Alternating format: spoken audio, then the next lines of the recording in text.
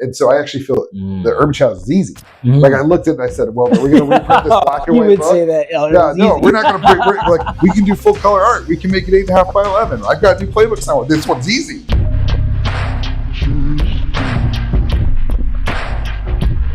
Hello, everyone. It's the Brewmaster here. If this is your first time to the channel, then welcome. The gentleman stopping by today for coffee and a chat is none other than the CEO and co-founder of Magpie Games, known for their immersive and thoughtful take on RPGs. He's also the creator and the author of Plays the Thing, Our Last Best Hope, Cartel, and the famous Urban Shadows. He's the co-creator and the co-author of over a dozen books, including Zombie World, Root, Bluebeard's Bride, and the 3-time gold Emmy winner Avatar Legends. His brilliant mind has worked with many well-known RPG publishers, including Evil Hat, Chaosium, and others, on books like The Fate System Toolkit, Firefly, 7th C2nd Edition, Masks, A New Generation, and the projects that he has helmed and contributed to have racked up over 36 awards and nominations, including golden Emmys, silver Emmys, and a whole collection of IDGN awards. His impact has been felt both behind the camera and in front of it, and his fingerprint is all over the gaming industry. He's a prolific author, a master game designer with over 15 years in the game, a dreamer, a schemer, a forever GM with many, many, many more adventures to come. So please put your hands together and help me welcome none other than the one and only Mark Diaz Truman. Thank you. That's a great intro. Thank you so much for coming and speaking with me today. It's good. A little tour down memory lane there. Some of those projects I haven't thought about in a while. Right. So like Firefly was my first real job. Like I had done some indie game design, but that was the first job I worked on, and where I worked for the first time with Brendan Conway, who's one of the other owners of Magpie. So yeah, it's been 15 years, man. That's a long time. And so 15 years winning awards. What do you think when you hear that? When I Googled your name, you came up alongside people like Michael Pondsmith. Yeah. You know? Wow. Yeah. Well, what is that like? Well, first of all, I think, it's funny because I ran it. Mike and his crew, the Artalasorian crew, had their booth right behind us at Gamma Expo this year. Gamma Expo is the trade show for the Game Manufacturers Association, now the Tabletop Game Association. And it was one of those moments I think I had where, on one hand, I was like, oh, yeah, that's like Mike and Lisa and Cody Pondsmith. That's cool. I'm glad to see them. I was like, wait, that's Mike Pondsmith, right? Man created Cyberpunk. Like, he's one of the first designers of color to have an impact on the industry. For me, it's been really cool to be a part of the legacy of it, right? But also, I feel still very young within it because, talking about Chaosium, Chaosium celebrated their 50th anniversary this year, right? And so you're like, oh shit, man, Call of Cthulhu, RuneQuest, and Pendragon are just giants. They're huge, right? So on one hand, I was kind of a couple of years ago when we started talking about 2026 is Magpie's 15th anniversary, and we were kind of like, yeah, sure, 15 years, whatever. It's not 50, 15, But now, as it gets a little closer, because it's coming up in April, 6 months from now, I'm like, man, we wasn't always clear we were going to make it. It wasn't sometimes it's a lot of work just to keep the doors open. Yeah. And when you get there and you get to 15 years, you're like, wow, that's a lot of years. And then you're still like, but we could do this 3 times over and still not be at 50. And still, wow. Right? That's you think about it, you're like, we've been here forever, except they've been here forever. Right. And so there's a lot of humility, I think, on our part of recognizing that the kind of work Mike did, almost no one can do anymore. Yeah. Because it created a whole space. A whole genre. Yeah, a whole genre. How do you do that, right? And also when you're in the industry, you just feel very blessed and lucky because you don't get to choose. You could release something that is the best that you've ever made and nobody will care. And you can release something and be like, I don't know if this is going to work. And people are all over it. So, you just recognize you're lucky to keep doing it. You're lucky to be a part of that legacy, right? And sometimes lucky to be able to meet people like Mike before it's too late and they're gone. I didn't really get to know Greg Stafford. He was friends with some of my friends. We just never really had a chance to connect, and then he was gone. And so you really try to take the time to appreciate the lineage and the legacy where you come from. That means a lot to me too, as someone who is trying to go down this path, game designing, running my own little business encounter. As you guys know, you've been watching for a while, and it is challenging to keep the doors open sometimes. And so if I can look back in 15 years from now, right, and still be doing this, yeah, then that would be a blessing. And so, also, you're right. To triple the amount of time, it still wouldn't be at 50 years. So that's inspirational too, because of how much you've already accomplished in 15 years. So how much more would you accomplish in 3 times the amount of time? Exactly. That's super exciting to think about, considering where Urban Shadows already is. Yeah. And I think there's certain properties that we've worked on. I mean, Urban Shadows just came out with the 2nd edition this year, and it's an interesting one because we have products like Blue Ridge Brighter Cartel, right? That are like really impactful. They're exactly the game we wanted to make. Yeah. Like when I pull those books off my shelf to look something up or look at what we did, I'm like always like, yeah, this is exactly what I want. When we got to the kind of the end of the first print run, or not first, first probably print run of Urban Shadows, and in about 2019, and I was like, man, we're gonna need to reprint this thing. That's great, reprints are good. Yeah. But I was like, oh, I changed so much about this because it happened so early in my career to have all these open spaces I didn't get right. What was it, 2016? Yeah, first edition really started in 2014. So I'd only been in the industry a couple of years, right? And coming back to it the second time, it means that I've kind of been working on it consecutively for a decade. Right. All the new homebrew, all the new tweaks and rules, all the refinements. Yeah, right. So I was like, I just finished first edition, and then we did some supplements and some other material, and then we started talking about second, and it's like, so it feels like the whole time. But then when I got the book in this year, we got it out to people, I was like, but now I feel a way about that than I feel about Cartel. It's like, that's what I wanted to do. It's what I always wanted to do. I just didn't know how to do it. Right. And so there's some thing here with like masks. We're going to bring masks back for a 2nd edition this year, this next year. And I think we're feeling the same way about that. Like we're going to make the version of masks we didn't quite know how to make in 2016, 2017, but now we do. And it's going to be exciting to bring to market. Yeah. And I think that the funny part about that is the last time I talked to Greg or had some interactions with Greg, he talked about doing that with Pendragon. He was like, man, 6th edition Pendragon is going to be the one that gets there. So I think it's a feeling you have as a creator all the time. You see, and that's something that I really respect, because you're talking about something that I've been preaching on my channel for a while, is that when is it appropriate to come out with a next edition of the game? Yeah, that's a tough question. And so many times the answer is when it's time to make more money.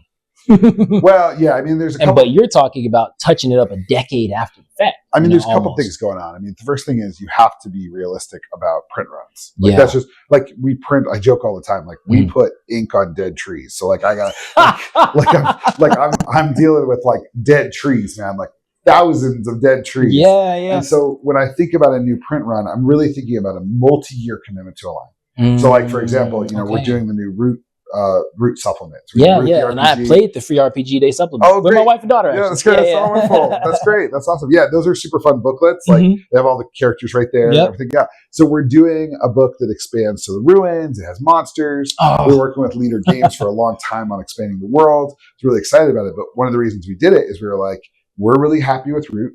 We'd like to keep it in print. We're going to do this supplement. And when we do that supplement, we're committing to like 2, 3, 4 years of that book, right? And so when you get to the end of that and you're like, okay, well, it's been am I going to commit to another 2, 3, 4 years? Or is it time to do a new edition that's going to address the issues? Yeah. But then at the same time, if the new edition is just to make minor tweaks. Well, yeah, make minor tweaks. Then you're like, well, what am I doing? Like I just reprint first edition because that's what people know and love.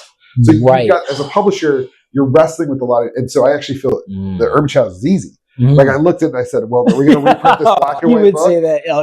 We're not going to bring, like, we can do full color art. We can make it 8.5 by 11. I've got new playbooks now. This one's easy, right? But like, I'm never going to do a 2nd edition of Cartel probably because it was already what I wanted. And then the book's there. We're done, right? And so like, you do have to kind of wrestle with and grapple with where your game is and what your commitment is to it. And I do think sometimes fans are a little cynical. Think about something like Shadowrun. I think it's on its like 6th edition or whatever. And like at some point they need to update it. They need to like, where is it going? Where's the line going? You can't just print the same thing. It's not a fiction book where you want 1984 doesn't get a 7th edition of 1984. Right. Because it is what it is. But if you're having an ongoing conversation with your players, then hopefully the players are saying things like, hey, this game that felt very relevant in 1997, it's not feeling as relevant today. How could we update it, change it, get somewhere with it? Right. And most people don't know this, but like the 2nd edition of Vampire happened like 18 months after the first or something. The first edition was I had no idea. Yeah, it was like so wacky and broken and didn't like it was just so all over the place because it was so new, right? Like it was just all over the place. So I think it was like 18 months later they were like, we're doing a second edition, and everybody was like, cool, yeah, sure, thank whatever, you. right? Oh, thank God, yeah. So that's how you get to like 5th edition. Is you're like 1, 2, 3, 4. I guess it is 5th, right? But like so, like I think a lot of it is. It's easy to be very cynical, but I think people don't realize that aside from the very biggest publishers, and I mean just like just Hasbro, right? Yeah, like, basically, like maybe Paizo, that's it. But like even Chaosium, they're thinking about when they release a new version of Pendragon, they're like, we're supporting this product for 3 to 5 years. Yeah, and so then how doable is that? How doable is that, right? And if you look down and you're like, well, I don't think we can do it for 5 years. And you're like, is it new edition time? So there's a lot, I think, there. And I think part of it is just also understanding that RPG designer generations are very short, meaning like, like for example, I worked for a while with John Wick, who's well known in this area because he's from here, but like John really made his bones in the 90s with like L5R and 7C and stuff. And I started 7C it's a cool game, right? Revolutionary, yeah. So 2011 when I started, you'd say, well, that's only like 15 years later, but it's actually like 2 generations later. Oh, right? Like there's like John, and then there's like Luke Crane for Burning Wheel, and then there's like maybe me, right? Maybe that there's probably some people in between, and like that sense of like how fast they roll over. Game design is tough. So when you say we haven't updated this game in a decade, I'm like, ugh, like you haven't made any changes in a decade, like right? Not at all. Yeah. That's cool for something like Cartel that's small and focused. But like if you're doing like 7C, which I worked on 2nd edition, they just announced 3rd edition, and I think that's great. I'm like awesome because there's a lot of things that have changed since 2016. So like great time. Let's do it again, right? And I think the key there, and I think they're doing this to 7C 3rd, is they're like, okay, well we want all the lore from the regular. We want to build on what's there. And I think building on what's there is the question. How do we build on what's there? Right, because like how do you come out with a new system that doesn't make all the other 20 books you've come out with for the other setting completely irrelevant? And how do you do things that people want, but like that? So when we did 2nd edition for Urban Shadows, one of my goals was I want 2nd edition to be so good, so like and so in line with what fans are looking for, and so in line with my vision, which is tough to do all those things, that virtually everybody says, well, which edition should I play? 2nd. It's great. It's like everything that's in 1st, but better, right? That's the goal. That's the trick, right? Yeah. If you're coming out with a new version and everybody's not saying that's the one you should play, then maybe that's a sign that version shouldn't be out yet. Well, I mean, maybe. Or maybe it's not well done. I think there's a bigger problem of like, what do you do as you make those missteps? We talked about Vampire. I don't know if you ever got on Reddit and read like which version of Vampire should I play? Like it's rough out there because the community discourse was the community doesn't agree. The 5 editions do something very different. So you just have a giant flame. Somebody comes in and says, "Which book should I pick up?" Giant flame war, right? And that's not something you can fix with 1 edition, but it's something that like how does this line get tended to and built over time is actually a very interesting question. Then is there a always persistent danger of fracturing the player base with every new edition? Always. Because you're always thinking about like, well, am I doing enough of what we already have? Like when we announced Mass 2nd edition, people were like, well, it better be powered by the apocalypse. And I was like, are you crazy? Why? Why would I not make it? It's like fundamentally powered by the apocalypse. It's written into its DNA. But they're used to some publishers being like, well, now we're going to do it in our new system. Or now, and for us, we'd rather just do a new game, right? Like we've talked about doing an adult Masks game, right? Because people really want that. I can see that. But Masks is powered by it's they're fused together. But that's because we think of that as one of the fundamental parts of Masks, right? Well, now you're getting into something interesting too, which is another video that I want to work on in the future is the marriage of game mechanics and the world itself in the system. Sure. And how intrinsic should those things be? Should you have a campaign setting that can be system agnostic where, okay, I'm going to play it in GURPS this time, I'm going to play it in Fate Core this time? Or is it actually better to have that system be so entwined into whatever, mechanics you're using that you cannot separate them? Well, I mean, I think that our attitude is always that it's not possible for them to ever be separated because, if you look at something like Masks, for example, Masks requires these teen superheroes to have adults in their lives who have been superheroes before. The game assumes that there's an Iron Man to your Spider-Man who's going to tell you you're doing it wrong. Who's going to come in and make a mess for you. And if you take those characters away, then the game kind of doesn't work. And so we think a lot about like the implicit things that are written into the world And it's not that every part of the setting has to be spoken to. Like there's plenty of room to let players figure out what they want to do, but there's no such thing as neutrality, I guess I would say. It's always pushing you towards one thing or another. And so we've always said that the most effective way to do this is to be very thoughtful about what system you're going to use. Now, from the get-go. Now, there are some things where like OSR, you have a big broad set of OSR engines that do kind of similar things. Yeah, basically they're kind of in a broad category. Cool. Write a system neutral book for that group of systems. But Fate and PBTA are not.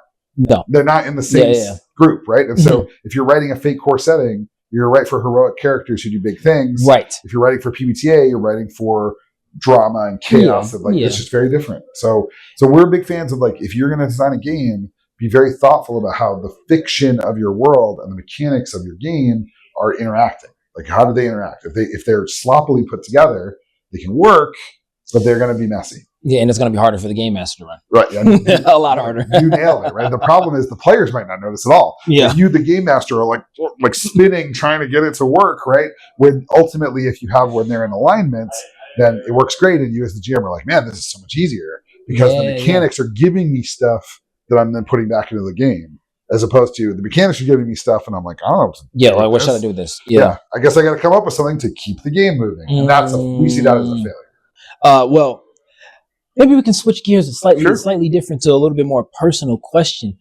You are an award-winning game designer. So I guess for me, what I'm most interested in is knowing, what did you actually grow up playing? Like, what is your base of inspiration? Yeah, I grew up playing in the 80s and early 90s, so I played a lot of Dungeons & Dragons 2nd Edition. Yeah. That was definitely what I played when I was a kid. When I was a little older, I fell in with some theater kids who were playing World of Darkness games. So I played a lot of Mage. Okay, so that was your real break into the other, other more weird side of RPGs. Yeah, like playing Mage the Ascension. And went off to college. I didn't play much at all because I was busy doing college stuff. And I got back into RPGs when I moved home, and my brother was playing in like 4 campaigns a week. He was like 3 Pathfinder games and 1 vampire game or something. What a beast! Yeah, like he was doing a lot of stuff. And so I was like, well, we didn't get along too well when I was younger. Maybe we play a game together, and we actually ended up joining a vampire LARP, which I had never played before either. Wow. Those were really cool experiences of seeing so different curious things. about that. I don't want to say vampire LARPs too much of a tangent, but I'm so curious. You dress up as a vampire and everything? Yeah. Well, a lot of times you're dressing up just like nice. You just like dress up in a suit or whatever because you're like vampire in a suit. Sometimes I played one character who was like a Nosferatu, like a monstrous vampire, and I went out and bought a bunch of like creepy crawly plastic bugs for Halloween, and I had a whole thing where like my skin was falling off or whatever as a vampire. So I would wrap myself up in like gauze, and then wherever I was, I would leave like bugs so people would find them and know that I was there, right? The LARPs are interesting. They have a lot of immersion and embodiment. Like you're constantly playing your character, but they're also very slow, and they sometimes fall to a lot of infighting out of character, and they have problems. Okay. But they're an interesting experience, and like I said, it's a lot of trying different things. And I fell into the indie games movement probably in 2009, 2010, when I sort of started asking but why don't these games work? That was why don't they produce something that makes me feel like the game and I are working together? Why do I feel like I'm constantly fighting them? Yeah. And I got introduced to some of John's games, like House of the Blooded, and then from there, many, many other indie games, and kind of found that movement, which started, in the early 2000s, like 2001, 2002, had produced by 2012, 2013, like a bunch of really amazing, interesting games, including Apocalypse World and Monster Hearts, which are 2 big influences on us. And by the time we get to 2014, Magpie had kind of fallen into doing Powered by the Apocalypse. And then we've done that now for about a decade, and we're ready to try some other things. We're still doing maps, we're still doing Room Shadows. The new games we have on Kickstarter that are coming in October, those are effectively Powered by the Apocalypse games. But we're also interested in what else is there? And that comes from playing a lot of games over the last 15 years. That the stuff I played as a kid was pretty limited, but then so many different types of games now, because it's so exciting to see all these different things people are doing. Yeah. I am super interested in your sort of your design process from the start to the end. And you say Urban Shadows. So how do these ideas hit you? Is it like you're in the shower and it's like, aha, you literally get hit by a lightning bolt, and the idea comes down from the heavens, or like what is that How does like? it work? Yeah. Well, I think there's two different modes, right? And one is a very pure, very like thoughtful, sort of joyful mode where you're out in the world or you have some experience and you think to yourself, I really wish this thing existed, and you know that it doesn't, right? And that's pretty rare. And I say it's rare just because a lot of the time in the industry, once you're really working in the industry and you're worried about things like, will this have a market, or will there be people who want to play this as a product? Then you really have to be cautious. So you can't just be struck by an idea. But like Cartel, for example, I was in the middle of watching Breaking Bad, and Breaking Bad set in my hometown, Albuquerque. It doesn't really have any Mexicans in it, really. Has some, but not really. Even the bad guy is like, he's like, the Gus Fring is like, he's from Chile. Like, he's not Mexican. Which is weird because it's in Albuquerque. I mean, there's some Chileans, but it's not like super common. And Giancarlo Esposito isn't even Chilean, so like, it's very strange. I mean, he's a great character, right? He's a good actor, but it's also weird, right? And I just kept thinking, like, I wish there was a Breaking Bad that was about Mexicans, and I was like, I could make a Breaking Bad about Mexicans. And then my next thought was, white people are going to be so mad. And I was right; they were very mad. Many people were mad. It was very controversial, right? Yeah. And like, I understand, sometimes that controversy is very well earned. Sometimes it's a little bit like white liberal hand wringing. Yeah, like absolutely. There's a lot of different feelings people have about it, but it was very much exactly what you said. I was watching TV, and like a lightning bolt from the sky, this is the thing I wanted to do. But when in Urban Shadows, I had a friend, Drew, who approached me and said, like, hey, I know you're a publisher. You do some PBTA work. I'm doing some PBTA work. I have this urban fantasy game. Would you like to take a look at it? And I was like, yeah, I love urban fantasy. Like, show it to me. And he's like, here's what we're doing. And I'm like, there's a lot of good ideas here. We started working together, and I said, if you want, maybe we could publish it. He was like, that'd be great.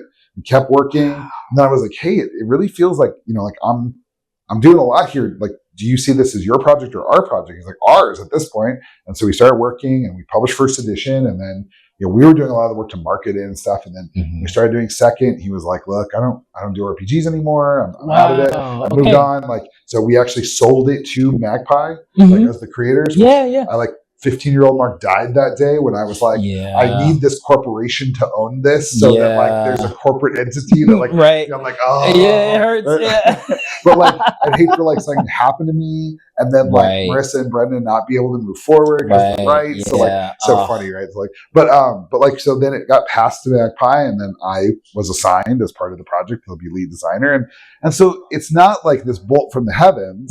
It's more like you're like, well, I'm throwing a dinner party because I know that's what I have to do. And now I'm thinking about the dishes at the dinner party. Like, I would like to change this thing up. I want to do this thing that's a classic. Everybody knows my green chili bacon mac and cheese, so we're going to do that. But like, what if I did like a duck instead of a turkey, right? And so you have the sense of it coming together more than you have the sense of it being a lightning bolt from the sky. And I think for a lot of indie creators, the reason they struggle to move over is they keep waiting for the lightning bolt. The lightning, And it's like, the lightning bolt's important, but at some point, if you're working in the industry and you get assigned to a Call of Cthulhu book, then you got to figure out what to produce. And what do Call of Cthulhu players want? That's also a big part of the conversation. And you spoke about Cartel earlier and sort of the effect that it had as a. And now that I'm sitting here with you, you are distinctly Mexican. Like, like, if there was any question, you are definitely not a white man. And That's funny. I mean, it's funny because we joke sometimes. I've never met a Latino that doesn't say, "Well, I would be Latino if I spoke more Spanish or looked brown," or like. It's a very complicated identity, and I know for like a lot of other like Asian Black designers, have a very different relationship with that. Especially as a Latino, you're constantly conflicted. You're like indigenous plus Spanish, so No, I'm not a white person. It's very complicated. And so being a person of color and also a creator, I feel like, how do you feel about sort of the representation of a culture in any way that's less than pristine? Because I know that Mike Pondsmith has gotten similar controversy. He's a Black man. He comes out with Cyberpunk, and it's guns and gang violence and graffiti. And so that sort of condemnation, usually coming from other Black people, I don't know. Did you? I don't know if there's did you enough get much of that? I don't know if there's enough Latinos to be mad about. I mean, like when I did Cartel, I always said anybody who was directly affected by the cartels or has some experience with them, there's always room at my table to sit and talk about it, right? And there needs to be an understanding that Cartel is not a literal representation of the cartels. I mean, I did a lot of research, spent a lot of time talking to people. One of the designers that worked on it, Miguel Angel Espinosa, lives in Torreon, which is by where the game is set in Durango. And so like we did our best to make it sensitively, but it's also kind of is rooted in soap operas and telenovelas as it is in real life, right? Because it's a story. It's not real life, right? And so I understand that like there are parts of it that will always be less sensitive or less thoughtful because they're designed to be fun, and big and wild and dramatic, right? But the hope is that there's something true at the center of it. That the joke of art is sort of, it's a lie that tells the truth. It tells the truth, right? Yeah, that gets at the real thing. And so those people are always welcome. And then there are white people who have questions like, is Mark Brown enough to write this game? It's like, oh wow, right? It's like that question not so legitimate, right? Yeah, or then there are gamers who ask, wait, what are games for? And I'm like, that's a great question. You've never asked that before, right? Yeah. I watched this fight on Reddit between these two guys fighting a discussion where one was like, games shouldn't be about this, and the other guy's like, well, I agree because I don't play anything but D&D, and this seems weird for a D&D game, but like. Is it different? Novels can be about this. Movies can be about this. Why can't games be about this? Yeah. And the first guy's like, well, that's a good point. I don't know. And I'm like, that's the conversation to have. Open, right? Yeah. But I think the ultimate thing for me is that I think about, sort of Wakanda and The Wire, right? Which is like, Wakanda is the dream. Yeah. Right? Wakanda is like, what if colonialism never happened? What if there was this sort of dignity? It's the utopia. The utopia, right? Yeah. And then The Wire is the reality. Right? Yes. So this is the world as it is, right? Or at least as we can represent it as close to reality as possible. And like, if you just have Wakanda, if all art has to be that, then you put this enormous burden on me to imagine a future that doesn't exist out of the realities that I live in. But if it's just The Wire, then there's no hope, right? For anything different. Yeah. So like, when I worked on 7th Sea, the book that I was in charge of was called The New World, and it was about Mesoamerica. And in my version of Mesoamerica, the Spanish never took it over. Yeah. Right. And so like the Spanish came to Mesoamerica. And they didn't take it over. Well, because in 7th Sea, all magic is real. Yeah. Like, so what's real in South America and Central America? The gods. Great setting, by the way. And so, Cortez gets to Mexico, to the Aztecs, and Quetzalcoatl just lights all this shit on fire. Right? And he doesn't do like, one of the very first big spread is it shows Quetzalcoatl burning Cortez alive, right?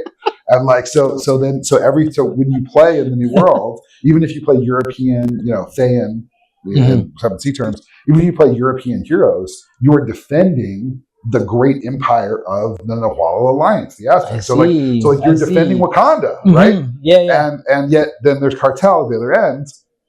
But I will say that the real tragedy of the Wakanda, especially for Latinos, and I think this is different than a lot of other groups, is for a while we were talking about advancing the 7th Sea timeline to like the 1850s to do like a Jules Verne kind of steampunky thing, right? And I realized that for me to have Mexican characters, the Spanish would eventually have to win. Oh, yeah, because it'd have to be Mexico. And there's no Mexico without colonialism. Right. It's like there's no banh mi's without French colonialism because it's a French sandwich with Vietnamese insides. Right. And so like there's this feeling of like that. It's like there's no America without. Yeah. And I guess this is the same in terms of like the thing I love about Black Panther isn't T'Challa. I mean, he's great. He's Killmonger. Yeah. Because he's the fusion of these two things. Like, he's the complicated one. Exactly. Right? And so I think there's this thing for me of like, I am both Wakanda and The Wire. I am both the Mesoamerican and the cartel. Yeah. And I live in the middle. And so my hope is to kind of be able to do both things, but understand that both are deeply imperfect. So when Mike's talking about cyberpunk and gang war and this and that, the sad part about this is if we had to ask, how accurate was Mike Pondsmith's view of the future? Disturbingly, shockingly accurate. Right on. The man's a prophet. Man's a prophet, right? And if you go back to 1985 and you're like, Mike, this is way too dark. society would never turn out like this. You're just fear mongering. Wow. Then I think you're like, but it did. Like the internet kind of broke everything. Yeah. And so I think there's a thing there where what I want is for creators to take risks, do interesting things, represent their experience, and then just to ask them to sit with whatever they come up with and talk about it and critique it and be open to it. And to recognize that, like, if you're going to be both things, and I think it's true for a lot of designers, because we're working in a white industry. Yeah, right? This definitely. is a largely white industry. So if you're here, you can at least code switch enough to not get thrown completely out of the white community. Right. So you are probably already a liminal figure. Walking the line a little bit. Yeah, always. right. Yeah, and so like to some degree, I see myself as someone who's creating space for the Latinos who come after me, who maybe don't have to walk the line as much, who can be more authentically themselves. And I think about the fact that like Bad Bunny's doing the Super Bowl, and when it turned Bad Bunny, Bad Bunny was doing the Super Bowl, he's doing the Super Bowl this year, and people were really upset, and I was like, why are you like? But Rihanna was already like, why are you upset? And then I remembered, oh, that's right, he doesn't sing in English. He sings only in Spanish. So who cares? Well, yeah, I don't care. But there's a lot of white people for whom, like, that's a shock. That's an affront. That's an affront, right? Yeah. And wow. And so, like, for me, it's like, okay, but then the next person who only sings in Spanish, won't have such tough a time, right? So Bad Bunny's going to take that heat. That's how it goes. So that the next one doesn't have to. That's how it goes, right? And so for me, a lot of it is that Wakanda and the Wire question of, where are you on the spectrum? Are you offering a hopeful future? Are you dealing with a painful past? Like, are you doing both? Like, where does it come from? And I think it's easy to be sensational. That's always a cheap trick, but it's difficult to tell the truth and to find something true in something like Cartel, where the pain of it is real and meaningful. Yeah. That's hard work. And I think Mike got there with Cyberpunk, and that's why it's been so lasting. Yeah, and I think that the same thing for Cartel, and I think that those are good jumping off points for people to gain empathy also for others who've been in that situation.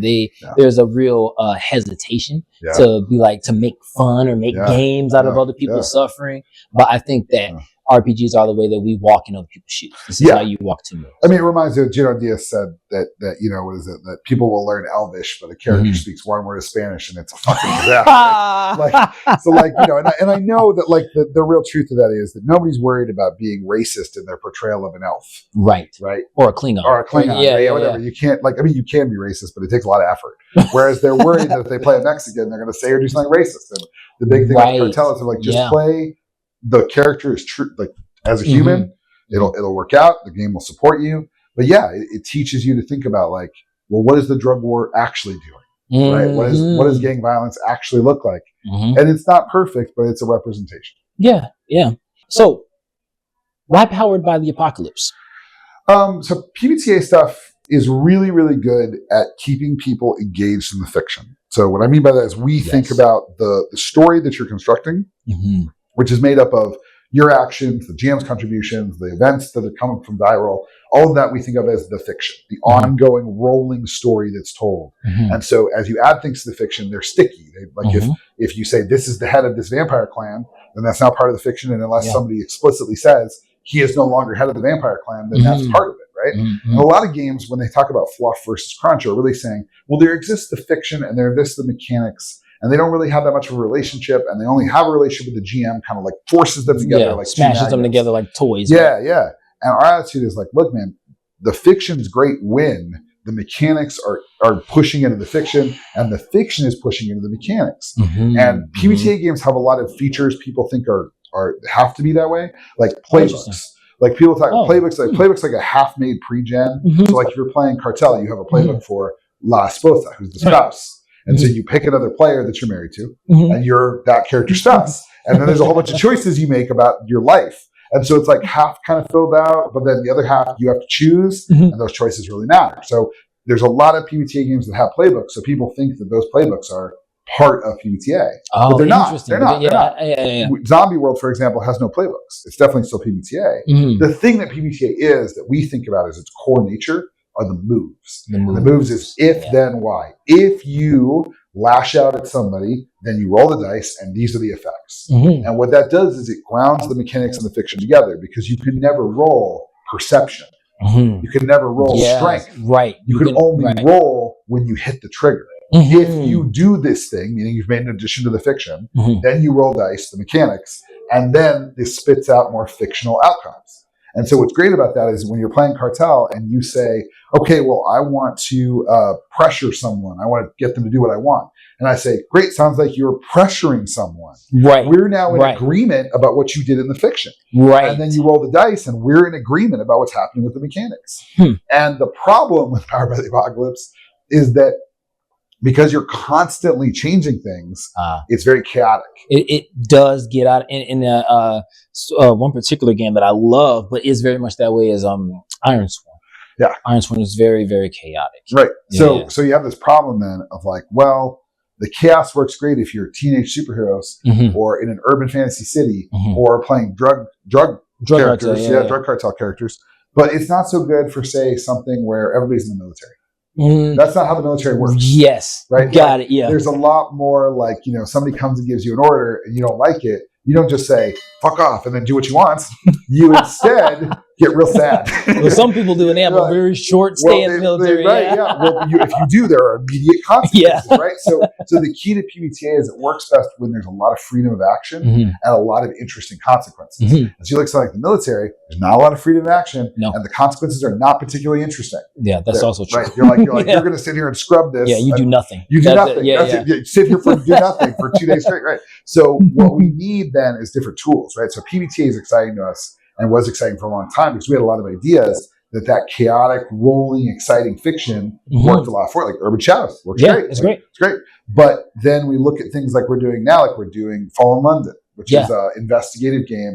Investigation's tough for PBTA because it's not so chaotic, right? We're doing Temeraire, which is a Napoleonic game with dragons. So you're playing like you're soldiers, you're in the military, you ride a dragon, right? It's super cool, but you have these issues like duty and honor and following orders. And we have a new system we're calling Adana that is actually much more built for slower, more thoughtful, more intentional stories. And today we played Mouse Guard, which is by the Burning Wheel crew, which has always been a great example of a slower, thoughtful, methodical approach. It's not chaotic. Yeah. It's very structured. It's very structured, right? And so what I think about that is like, sometimes you want poetry, sometimes you want prose, sometimes you want this genre, sometimes you want that genre. We want to have as Magpie the ability to do many different tools. And we spent a lot of time with PBTA because those are the stories we wanted to tell. And now we want to tell these other stories, and they're both worth investing in because they're different paintbrushes to tell different kinds of stories. That's an excellent analogy. And so then what's next? Powered by the Apocalypse. So you're moving on to a different system, it sounds like. Well, not entirely. I mean, we always have our hearts with PBTA. It's going to always be a part of what we do.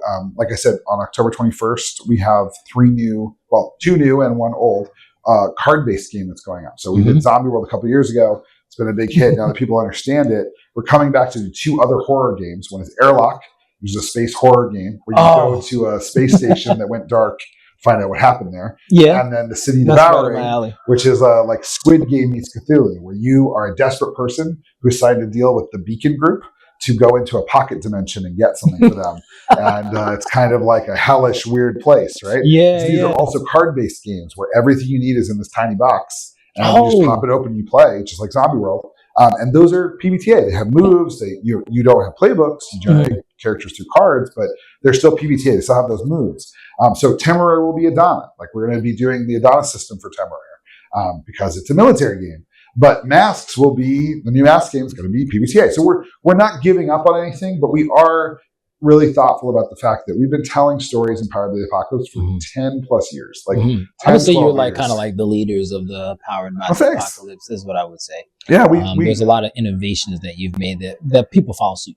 Yeah. We are really passionate about trying to provide really engaging, entertaining, different spaces. And in fact, that's the other problem is that PBTA has enjoyed an enormous wealth of diversity of design. And now a lot of those spaces are kind of spoken for. Yeah, they're taken up. Yeah. They're taken up, right? We've done the work and now other people can try stuff and we want to do new work. Yeah. And so when we look at something like Airlock, where we have this space horror game, one of the things we're doing is you as the GM, you get a deck of cards for the anomaly, the problem, whatever it is. And one of them is the anomaly's nature and one of them is the anomaly's goal.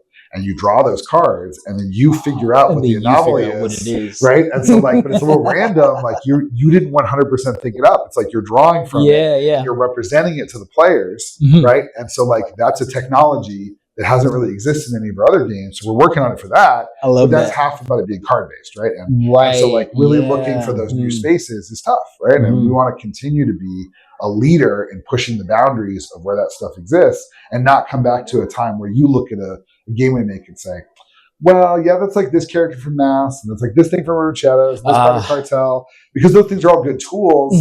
But is there a point at which we're like we're just the Rolling Stones, doing our greatest hits, and then that's it? And just like collecting your best hits from all around and slamming them into one thing. And it works fine, right? But like what we want is to continue to push those boundaries, and so Adana is going to give us some space to do that. Okay, I'm actually really looking forward to that. I can't wait to see how it works. I've been getting more into RPGs that include cards. I think that's a boundary that hasn't really been pushed very far. Well, I think part of the problem is that mixing them can be a real problem. Like if you have cards and dice, and you got to maintain both, and we have to make sure you crack the cards and the character sheets. And one of the things we agreed upon for Zombie World that was going to carry through the others is everything has to fit in the box. So that's kind of like one of our design goals is it's not an RPG with cards. It's an RPG on cards. Everything is cards. Interesting. That's like the new kind of piece of it is if everything isn't cards, if it's still cards plus dice, then you're just increasing the burden I think that people have to bear to get it done. And I appreciate some people are pulling it off. Yeah. But like Zombie World, for example, one of the core mechanics is that you put a bite deck in the middle of the table. Every time you engage with a zombie, you draw from the bite deck. But we don't reshuffle the bite deck until someone gets bit. So like you're on like episode 3 of your show, right? And you just know there's only like 3 cards left in the bite deck. Somebody's going to get bit, right? And like that's the thing you can only do with cards. You can't do that with dice. If you get bit on a 10, you're rolling a d10. Then you could roll a 10, and then the next deck to roll a 10. Or nobody rolls a 10 for forever. It's so random. The deck, they're independent tests, right? The deck of cards is a dependent test. Either you get bit or you increase the chances of the next person getting bit. And so it's a finite, it's not infinite. There's no infinite luck. Eventually you run out of luck. I love that. It's like a built-in balancing mecanism just for the fact that cards are what they are. They are what they are. They can't be changed, right? So in Airlock, there's this thing called Exostrain where you've been in deep space for a while. It's pretty weird out there. You might start to go a little wild and crazy. There's something wrong, right? And the anomaly is contributing to it as well. So when your stress track fills, you draw a crisis card. And the crisis card can be something like, well, you might have a moment of clarity where you're like, okay, I'm okay. Those are rare. Or you might have a fight, flight, flee response. Just like real life. Just like real life, right? Yeah. Just like real life, right? So then you have this, or your exostrain can get worse. And when your exostrain gets worse, then people start to smell tasty, or you start hearing voices, and so like there's this thing where it's those cards say something. It's not just roll it down on the table. It's you're drawing those cards, and because you drew that card, no one else can draw that card because you have it, right? And that sense of taking some board game technologies and putting them in RPGs while maintaining the idea that it's still an RPG. It's not like a storytelling game. It's not draw a tarot card and that's how the scene resolves. It's not about stories. You're still doing things. I pick up the wrench and hit the alien. Got it. You're still doing things as an RPG. It's just that when you hit the alien and you get stressed out because the alien's fighting you, then you're like, cool, I'm drawing from this. Oh, my exostrain got worse. That's a trade-off that happens with those cards, right? You said that mixing, and I think maybe I agree that the mixing of dice and cards can add a complication. It would have to be pulled off super elegantly. Well, I think I'm not super.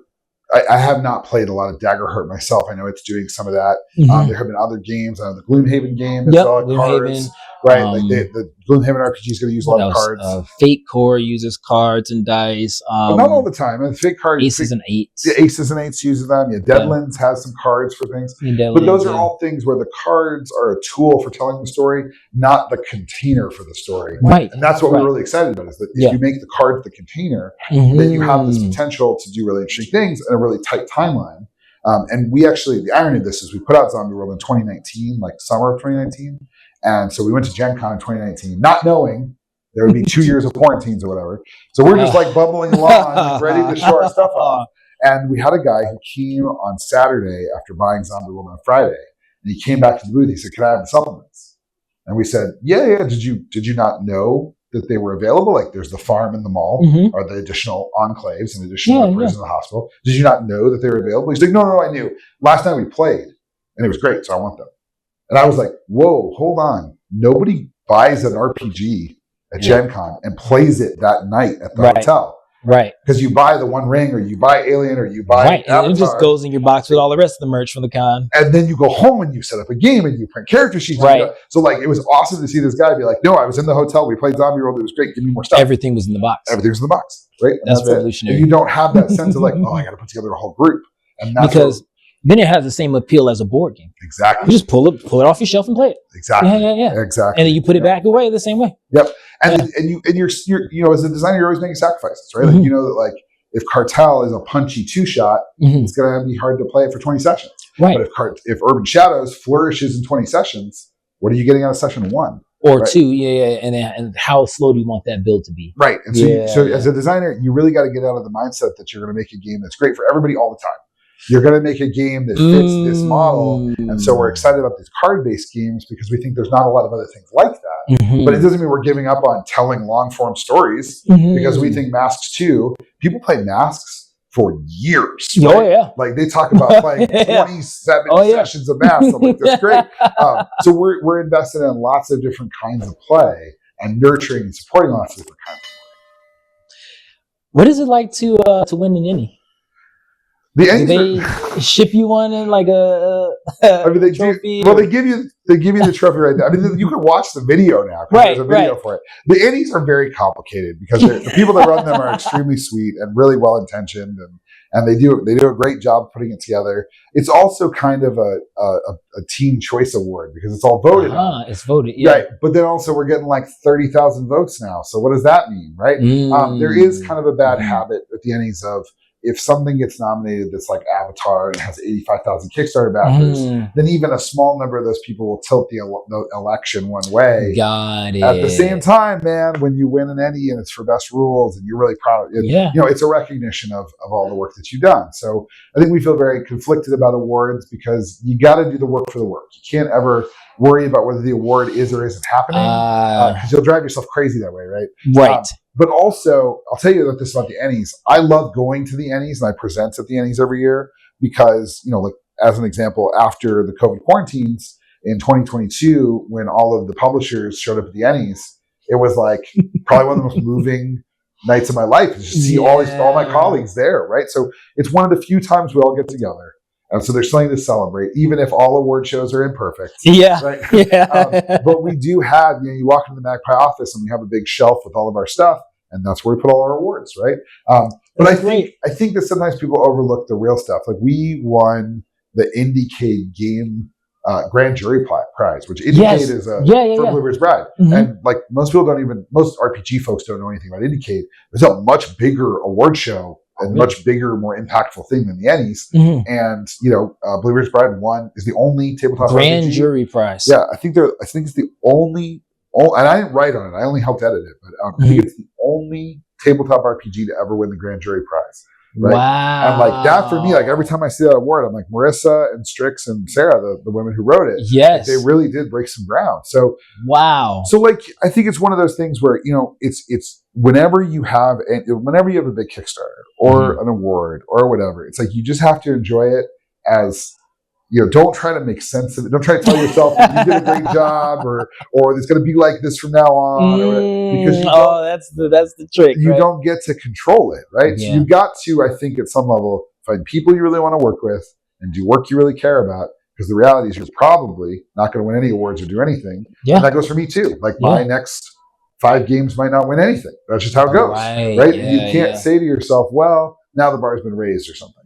Every project you do is you starting from scratch on that project, and maybe you do it smarter or with a bigger email list, but like you still have to do the work for that project.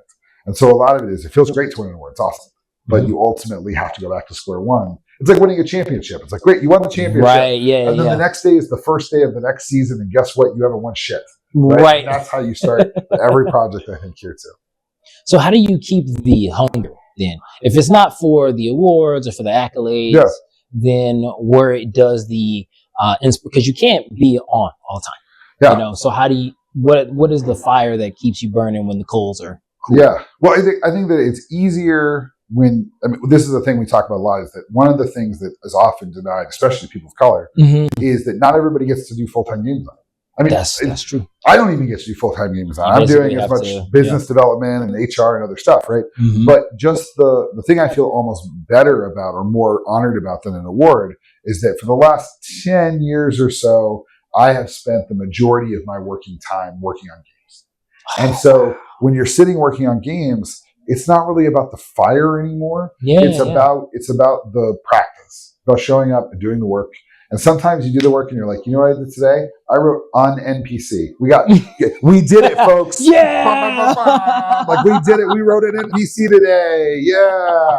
Only 102 left to go, right? Well, I mean, that's harder than people think. But you got it done today, right? So the thing though that I would say is that there are moments when the hunger is real, right? And you have to be ready for those. So it's when you're saying like, okay, we're planning our schedule for next year, or we're going to sign this license, or we're going to do, and then you have to be like, is this what I want to be doing? Yeah. And there have been times where we've been offered licenses or we've gotten projects kind of up and running.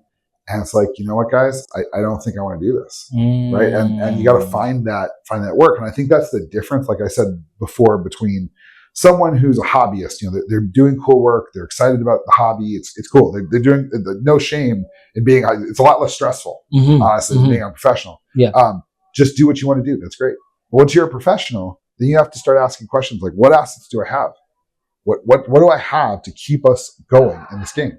And if you're like, well, I'm going to sit here and wait until inspiration strikes, then you're dead. You're done. You're done. You're not going to make it, because you have to say, no, I'm here today. What are we doing today? So like with the Root book we did last year on Kickstarter, you know, we knew that Root had some new factions, and that was pretty cool, and we wanted to bring them, and we knew the ruins weren't really done. And then we had some monsters, like giant animals, that were kind of in some of the drafts, but never really official. And I was like, you know what, guys, like, we have work. There's work to do here. Fans want it. Fans are excited about it. We're excited about it. I have a hunger to get this done, like to do this. I'm excited about this. There are some holes here. Their playbook. We don't know what the playbooks would be. We don't know how the ruins are going to come. Like, there's a lot of big questions, but I'm hungry to do these. And a year later, we sent the book to print. And it's like that's what you either have it or you don't in that moment, right? And while we're planning that project, the team was like, Mark, there's nothing here. Eventually I have to be like, yeah, there's nothing here. Yeah. You got to find it, right? And the hunger is then to find the project and do it, not to wait for it to hit. Right. Because if you're waiting to get struck by that lightning, then you are waiting to get struck by lightning. Yeah. That's how long that'll take. It's not going to happen, right? And then you're sitting there waiting and you're drowning. You're already underwater. Right. You got to swim, man. You got to go somewhere. And sometimes that leads you to make the wrong decision. Like you're trying to do something, it doesn't work out. You've invested too many resources, whatever. But being a professional means making a plan to deliver. And that's a totally different viewpoint. Yeah. So, what are you playing right now in your personal time? Mouse Guard. I brought my Mouse Guard box because I just started a Mouse Guard campaign with Marissa, my partner, and Catherine, one of the other people that's here with me, who's a big Magpie, friend of the Magpies, and two new players who've never played Mouse Guard before. And we're having a great time because Catherine and Marissa are playing the more experienced mice. And then these two new guys are the tender pods. So it's fucking great. I run a lot of Urban Shadows because we have new playbooks, so I'm constantly playtesting those. What's the other thing I was playing lately? There's something else I was doing lately. I forget. But like we have a pretty robust community. Oh, I was actually playing Arcs, which is a board game by Cole Leader or Cole from Leader Games, Cole Worley. And the campaign version of Arcs is actually a lot more like a role-playing game than a board game in some ways. And that was a really cool experience because we are doing some board games and stuff next year as well. We're working on an Urban Shadows board game. So it's because we like these emergent narrative board games, stuff where like you play and there's a story that comes out of it. Different than a scripted board game, or like, you know, where you look on an app or a book. Right. But this is like you just play and the story happens. And in retrospect, you're like Root or other games. So anyway, like, we play a lot of games, and we do that because for us, play is kind of sacred. Like this idea of like, it's one thing for me to make a book and have you buy it, but if you crack that book open and you go to play, and that is an experience that's meaningful and does something, that's for me. That's that. If you ask what keeps me hungry, it's I want to keep delivering those experiences to people who do open those books and do crack them and do play them. That's the goal. And speaking of delivering experiences, you have some future projects coming up. I mean, yeah, we've been talking about them. I mean, the 3 horror games that are coming to Kickstarter next year: Temeraire, the night board game I just talked about for Urban Shadows, Mask 2E. I mean, we're at this place where we're planning 2027 now because that's right. Yeah, because that's that. Wow, because it's almost 2026 already. Right, exactly. Right. So we had a meeting last week to talk about 2027, and like we actually had a little problem in the meeting because somebody was like, "Well, let's do this," and I'm like, "We can't do that. That's so soon." And he's like, "Mark, that's like 24 months away," and I was like, "Oh yeah, sorry, we're doing 2027. I forgot. Yeah, of course. No, that's good. Let's do that." Because I was like, "We can't do that next year." He's like, "We're not talking about next year." I was like, "Oh yeah, no, that's good, right?" But it is very different than the old days where we used to basically, wait for lightning to strike. Okay, who got struck by lightning this week? Okay, let's do that, right? And now we're being much more methodical and intentional about each thing that we do. And there's a loss there. You lose some of that excitement and spontaneity, but at the same time, you also get that deep commitment to those things. So it's a trade-off. Well, thank you for coming out and speaking with me. Thanks for your questions, man. You have some good ones. I'm excited. That's good. It's good to reflect on this, and I think for us, the 15th anniversary is really. We're planning a little bit of a party kind of thing in April of next year because we are excited about 15 years with everybody. Like it's been a 15-year journey. We make the games, but we're not the ones that play them as the players. Right. So it's great to reflect on. I appreciate it a lot, man. Mark Truman, everybody. Thanks. And that was that.